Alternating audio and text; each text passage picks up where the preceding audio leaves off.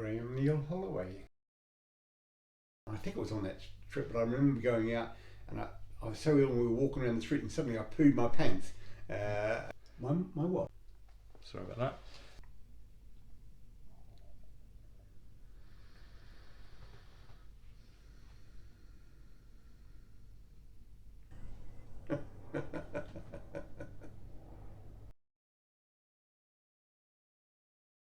uh, 21st of December 1942.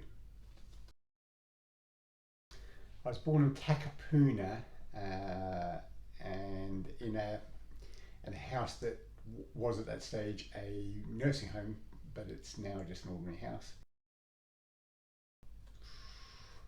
Ice cream, I guess. Well, it's got to be Layla. No, I don't have a favourite grandchild. They're all the same to me.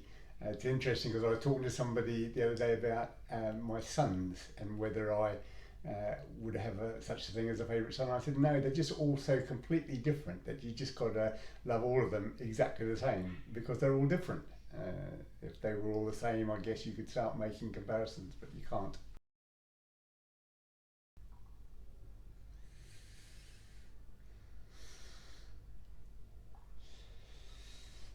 I think probably Antarctica, just because it's so remote.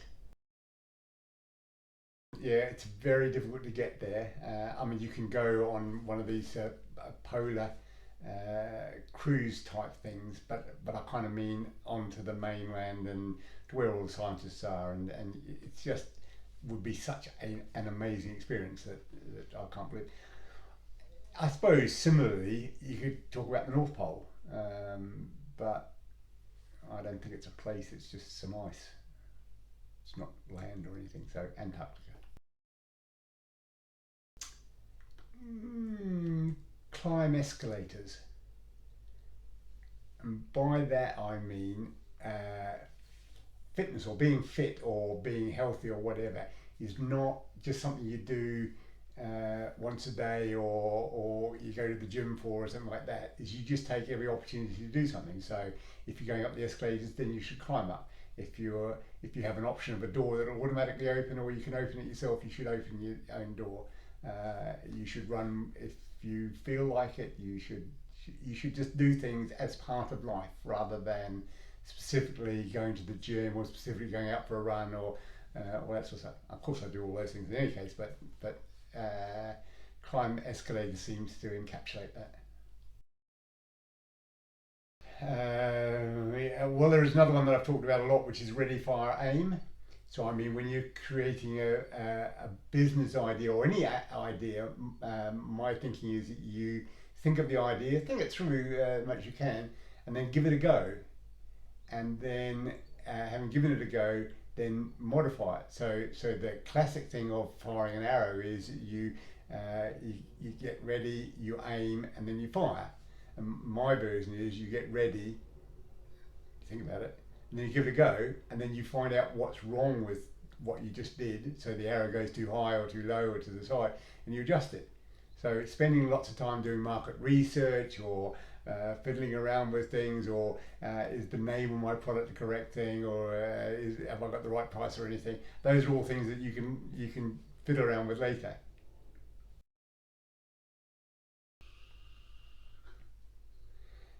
Oh my God. All right, I'll start off with talking about if we had something important that was going to go on, my mum would cook us something really special, and that typically could be steak or chops or something like that. So if you're going to go and sit an exam, then you would get this kind of special breakfast. Often we would have stuff left over from the night before, so mince on toast or something like that. But we had porridge or cereal, or it was kind of, other than that, it was kind of normal stuff. You just eggs or bacon or something like that. Mum always seemed to cook it, and I seem to remember it was a bit random who was there because it was just us kids going to school. But I do remember a certain amount of hollering and breakfasts on the table and that sort of stuff. So I guess us kids ate together. Don't remember my father being there. I remember him being there in the evenings. Not remarkable. Well, I grew up in Monkey Avenue, and I suppose it's stuff around that would be some of my favourite stuff. So we often used to collect bees and bumblebees in a jar in a hedge across the road that had flowers in it, or blossoms in it, little pink blossoms, and you'd capture as many bees as you could into the jar. That was something that I remember fondly. And the other thing around there was that we had trolleys, which were boxes on a wooden base with metal wheels, and you'd sit in the box, and you have a piece of string tied around the front axle, and you could twist the front axle to steer with. And the favourite memory, I guess, is joining about 20 of those together and going down a hill with all the kids, 15 or 20 of us, all in our little boxes, and then trying to navigate a corner, and of course, fall out and all that sort of stuff. And that sort of stuff was funny. Also, we lived on the side of One Tree Hill, so we've got this hill behind us, which is 3,000 acre parkland, and we just spent a lot of time out there. So all that sort of stuff is what I remember as growing up, and the sort of kind of fondest memories.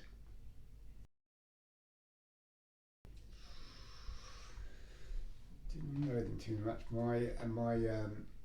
My mother's mother had been married twice, and I didn't know her first husband, who was actually my mother's father. I never knew him. They were divorced, and I think he might have come to our door once, but I never.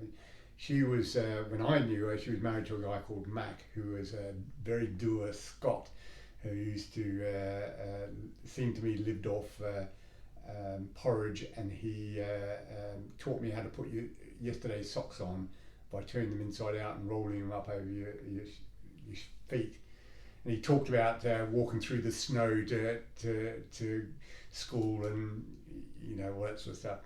She was quite a small, timid person, and my strongest memory about her was going to stay with her when my mum was giving birth to Jan, and she sent me to school with tomato sauce sandwiches, and you can't trade tomato sauce sandwiches with anybody. It just doesn't work.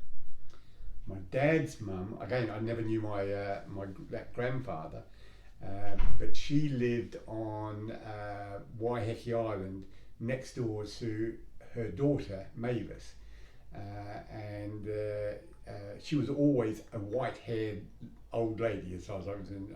She probably was only in her 40s when I first knew her. That would be right, yeah, in her 40s, but she was always white-haired and old. And a vivid memory of her, she used to ring my mother up and talk on the phone, and she got really garrulous as she got older. And Mum has been seen to put the phone down, wander off, make a cup of tea, come back, pick the phone up, and go, yes, yes. And my grandmother never noticed that there was a break in any conversation at all. So she was always a very elderly people. Strong memory of her though is one of her sons, Doug, that would be my uncle, was in the Berlin uplift that occurred just after the Second World War, and he was a pilot, and he was ferrying food from the UK to Berlin to feed them. So the Russians had overrun it and wouldn't allow food in, so he did that for quite a while.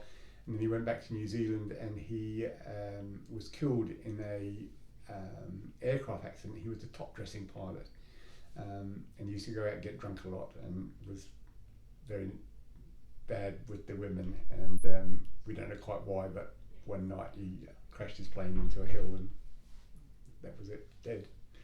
So, but she taught me a game of patience, which involves putting out the 4 cards. You know the one I'm talking about.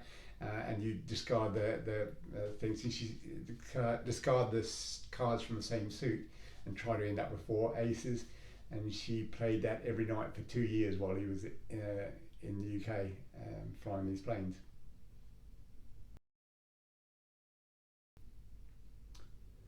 A kind of life-changing moment was when I was working for a company in New Zealand. So I'd come over here.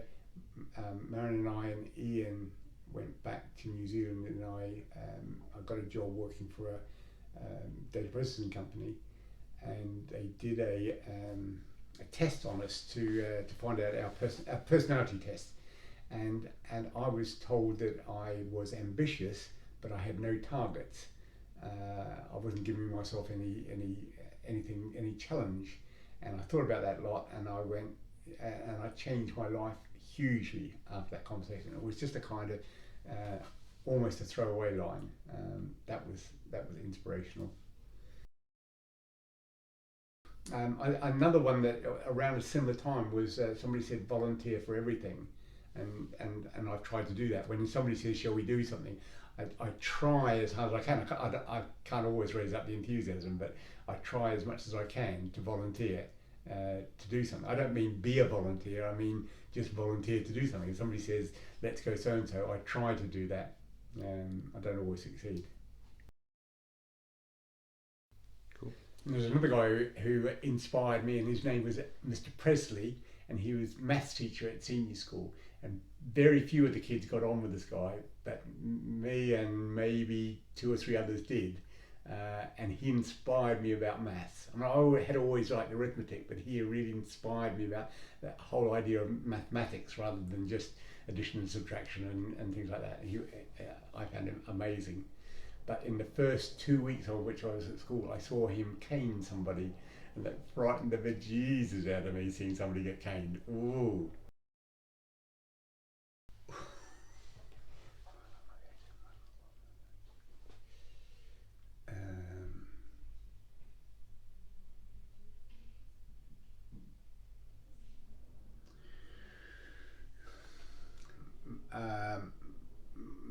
Mum was always prepared to have a go at anything. She,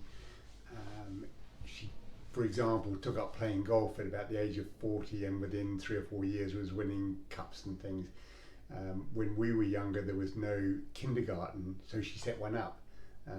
She, which is a bit older than the golf thing, she decided that she wanted to learn to do Braille as a volunteer thing, and became so good at it that when she came over to England, she did Braille for the Royal Institute of the Blind. And then that idea of doing different things and being kind of prepared to kind of do it yourself, I'm a bit like that. My father was a straightforward businessman, and I think I was like that. He was also an alcoholic, and I think when I was in my 20s and early 30s, I was in serious danger of becoming an alcoholic. So I was very like him like that. Gosh. I think I looked like something like my dad.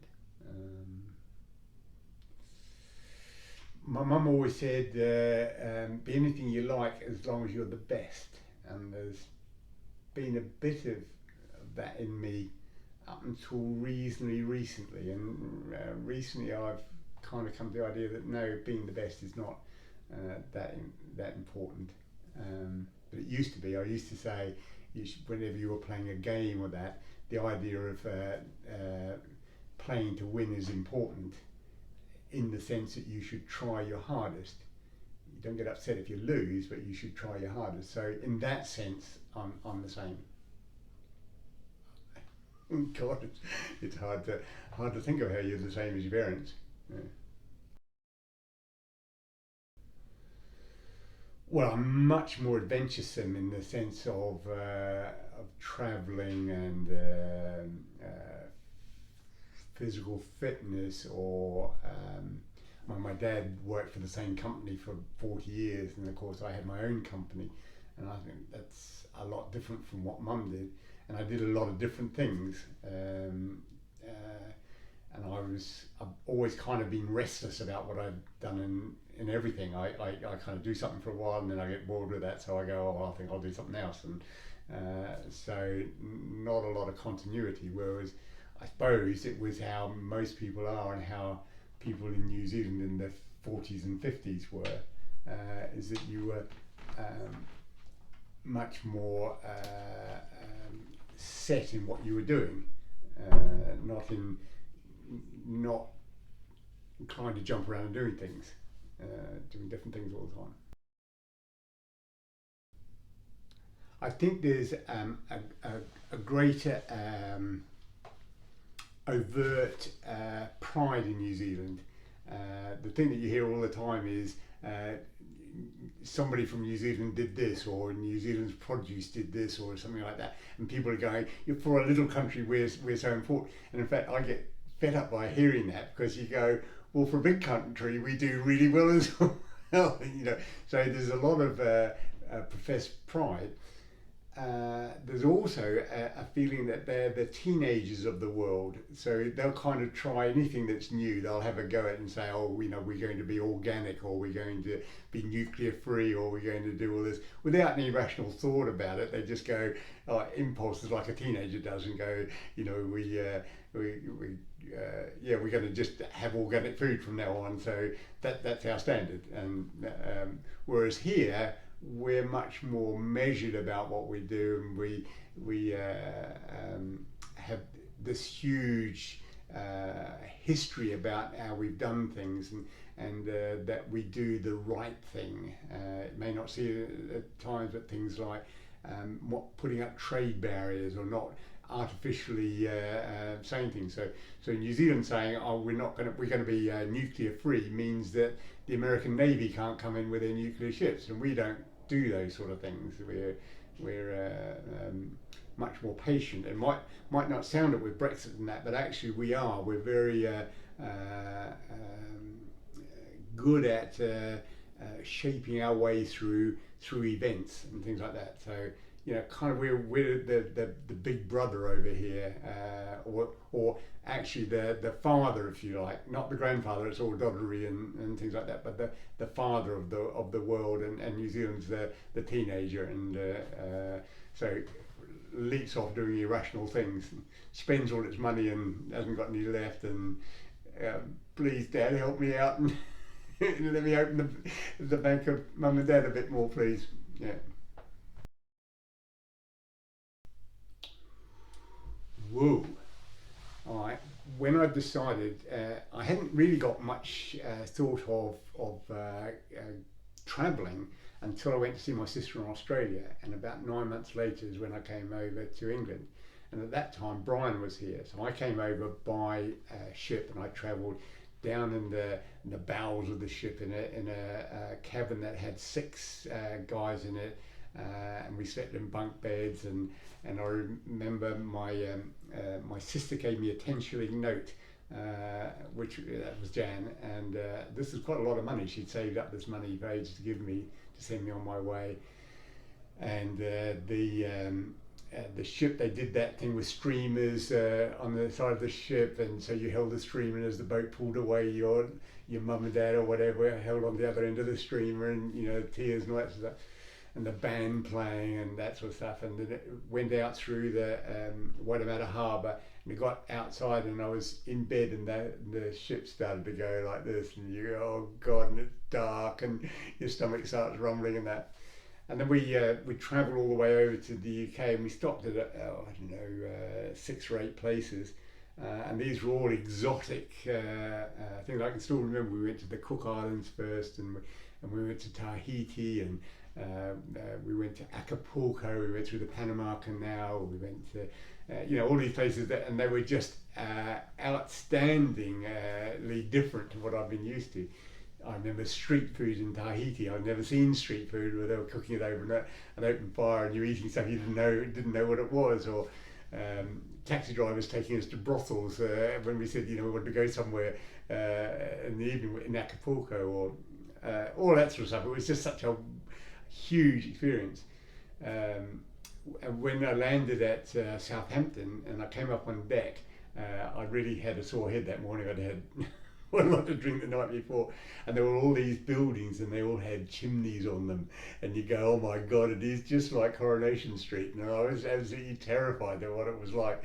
And because my vision of England was, it was I suppose based around calendars, so there you would see the kind of Coronation Street type buildings, but you'd see green pastures and the Queen or things like that, and you kind of figure, well, that it's a combination of those things. Then of course that's might be a stereotype of some things that go on, but it's not how England is at all.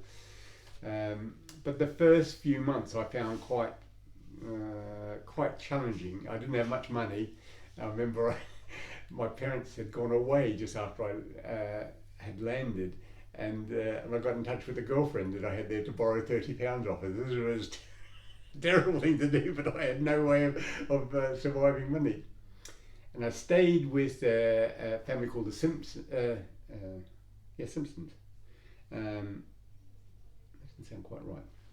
In any case, it was in Hayes Lane in Bromley, and my brother had met another Brian, their Brian, on his boat, and I stayed with them for a few weeks. And the first job, I got a job working as a swim bath attendant at Beckenham Baths, whilst waiting to go on a computer programming course. And for the computer programming course, I arrived here in October, and computer programming course started just before Christmas. And I moved up to a bed sitting room, tiny little room somewhere near Victoria, and it was a terrible place. It was freezing cold, and this is where you get a bath and you can only afford this much hot water in the bottom of the bath, and the bath was tin, so it was always cold and all that stuff. I went on this programming course, and I met Marion at a New Year's Eve party that New Year as it's coming up, and we were married 6 months later. Kind of got married at that time because Brian was marrying Margaret at that time, and Mum came over with Jan, and it kind of rushed things. I'm not saying I wouldn't have got married, but it was kind of a stimulus to the thing. But as everybody knows, when you're abroad like that, it's hard and it's lonely and all that sort of stuff. And I don't know whether it was the right thing or not to have done. But so I had this 6 months period between when I met Marion and when we got married, and for a chunk of that I was living in Lowestoft. To start with Cambridge, I got a job with Pi, which was they made televisions and radios and things like that, and I was doing computer programming for them. And I started off for a couple of weeks in Cambridge at their head office, and then moved to a factory in Lowestoft. And I'd see Marion most weekends for that. So it was a fairly whirlwind romance that I guess. And then when I left that job to get married, I went to work for a company called the Monotype Corporation, which was like typesetting. They created the very high quality typesetting equipment for printing very high quality books, based in Red Hill. Well, I knew Jack for a long time. We first met in December 1972, and I went for an agency for a job in Buckingham Palace Road, and they sent me down to their parent office, which was this company called Lowndes Ajax, which was part of the Noble Lowndes group of companies. They were pension people. So I first met her on the day I went for an interview there, and she took me up from reception, and I sat outside her office. She gave me a cup of coffee, and I was still waiting for the guy who's going to interview me. And then after a while, I said, "Can I have another cup of coffee, please?" And she said, "Make it yourself." And that was kind of how it started. And then we kind of had this. We were kind of friends all the way through the time that I worked at Lowndes Ajax, and so did she. So I progressed through the company in various stages. I was a project leader on very large computer projects, and then I became responsible for the payroll department. And at the end of that, we went off with about a dozen other people. We formed a company called Metro Lowndes Ajax, which was a joint venture between the company we worked for and a Belgian company. And your mum was marketing manager, and I was the systems development manager. So I was responsible for all the development of computer programs for our clients.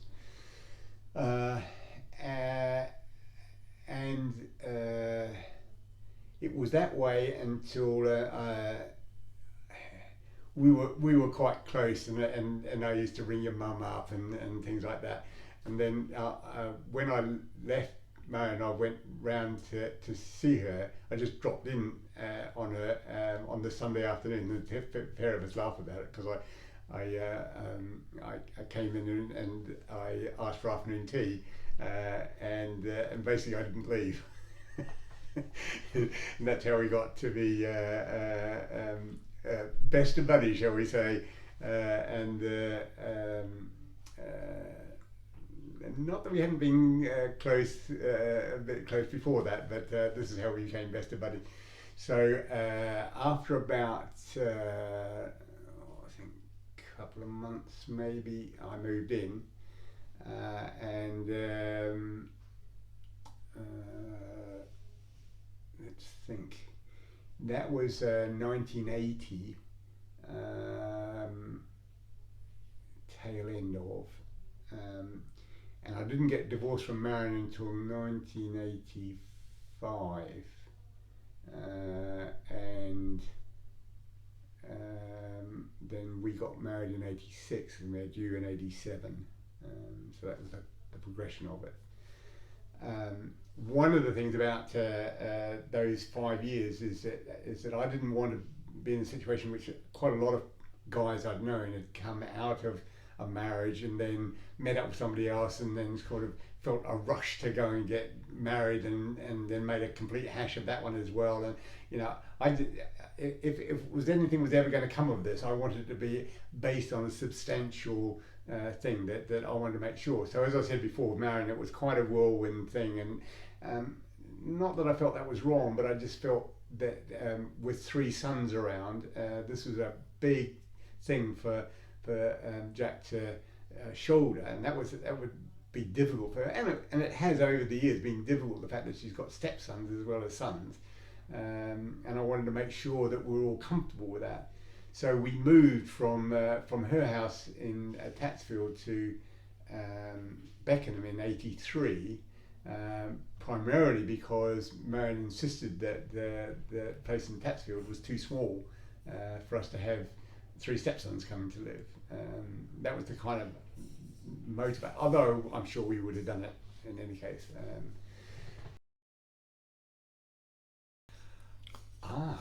What a good question. These are something, I really got, there's a lot of thought going in these. The first thing that happened with my teeth was I was playing rugby for my first 15 at school, and the first game I played for the first 15, we kicked off, I charged down, I was in the forwards, I charged down, and as the bloke was catching the ball, so I tackled him and his knee came up and whacked me in the face. It knocked me out momentarily. I came up, I spat in my hand and 2 pieces of teeth came into my hand, and I split my lip open here, gone through my mouth here, and so eventually they became capped in gold, and so I had gold crowns on there. But I think that whole experience meant that I got an infection in there, so I lost a couple of teeth there, and then I would guess I've not been good enough about cleaning my teeth all over my life, but when you get a gap, I didn't realise, but your teeth move in the gums there, and so when you've got a gap, even if it's a false tooth, your teeth move around and they create bigger gaps, and this allows an infection to get down in between the next tooth, and so the next tooth becomes weaker. I'd also fallen off my bike a number of times and whacked my face, and I had an accident when I was about 12 or 13, being doubled on a bike, and I fell off and I scraped all the side of my face here, and I had stitches under my chin here, and I'd loosened teeth and all that stuff. So I think, and it became just a series of infections, and then gradually they would pull them out, and I'd get an abscess and they'd pull them out, and all that sort of stuff. And I got more and more dentures in my mouth, and bigger, and horrible. So most of that was actually during like your teens and stuff? Or? No. The injuries were in my teens, but no, I didn't start losing teeth until I was in my 30s, I think. Yeah, 30s, even a bit later than that. Your mum's been through all of it with me.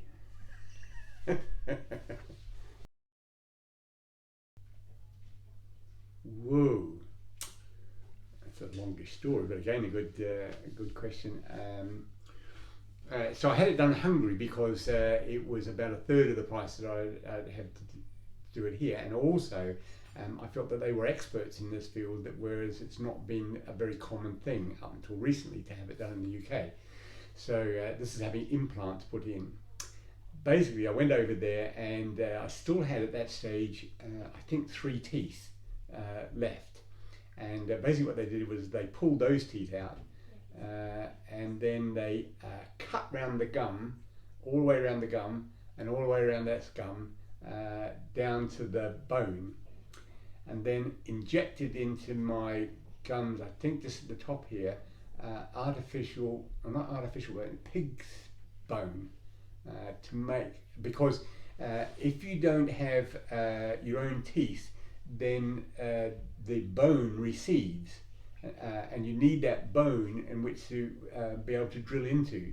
So they put this stuff in and then stitched up my mouth, and then gave me my false teeth back, and sent me away for 6 months, I think it was, for all that to heal up. And then I go back, and this time have the implants put in. So it means screwing down into the gums, and then making up a temporary set of denture things, if you like. And that particular one, I had a huge bruise all over the side of my face here and down here, and I was quite ill. I mean, it really affects your whole body when you do something like that. The drilling into your mouth and all that sort of stuff. And I had to be there for 10 days. I think it was on that trip, but I remember going out, and I was so ill, and we were walking around the street, and suddenly I pooed my pants. Just the shock to it and all that sort of stuff. So poor mum had to help me with that, but it was just a really traumatic thing. The third visit I had was to have my, when all that had settled down, was to have the temporary ones taken out and the proper ones put in.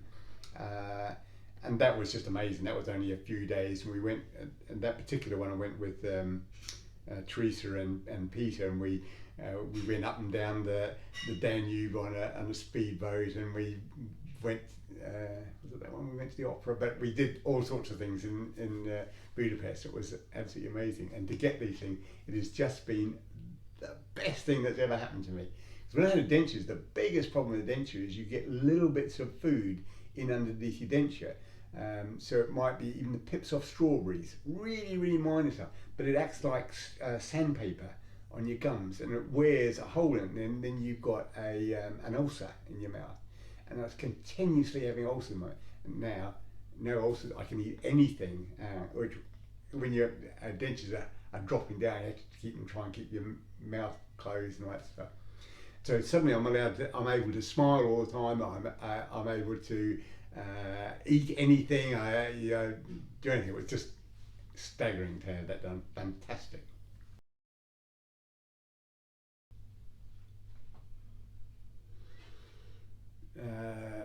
No matter what you do, they're all different, and their personalities are different, and their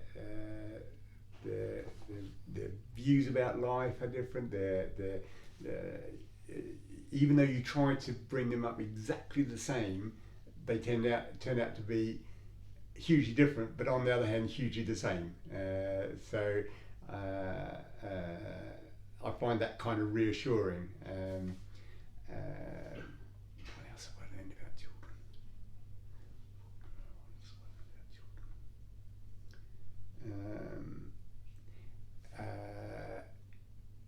The biggest benefit I think of having children actually was not so much in the early years, although that was really satisfying when the kids were growing up and that. It's now is really satisfying because I have these layers of people, and there's no idea that I'm ever going to be lonely, because there are people around that are part of my family. I think that's the amazing part about children is them having grown up, and them being around. So it's not a question of bringing your child up to 18 and then going off you go, which was the kind of idea when I was growing up. That's kind of how everybody felt about it. Was off you go, we've got you this far. Now I think it's the continuing involvement with your children that's the important thing. With your grandchildren, the best thing is that you can teach them swear words and feed them food that the parents won't let them have, but you can't do that with your own children. Yeah, don't give advice. That's the best advice. Yeah, just enjoy them, because it just goes quicker than you think, way quicker than you think. Those 40 years are like nothing. I remember still lots of things about when Ian was first born, and I could switch back to that now. But no, try to keep your mouth shut.